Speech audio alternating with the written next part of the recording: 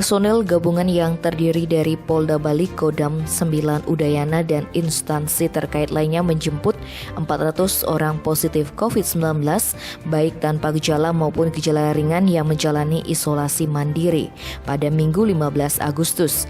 Kegiatan tersebut dimaksudkan agar orang-orang yang terpapar ini melaksanakan isolasi terpusat.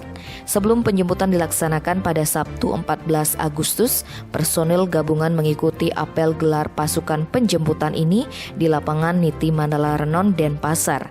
Acara itu dihadiri langsung oleh Kapolda Bali Irjen Pol Putu Jayandanu Putra dan Pangdam 9 Udayana Maijen TNI Maruli Simanjuntak. Pangdam 9 Udayana menjelaskan penjemputan ini merupakan tindak lanjut dari evaluasi yang ditekankan Menteri Koordinasi Bidang Kemaritiman dan Investasi Luhut Binsar Panjaitan.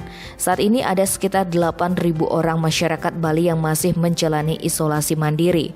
Hal senada juga dikatakan Kapolda Bali Irjen Pol Putu Jayandanu Putra.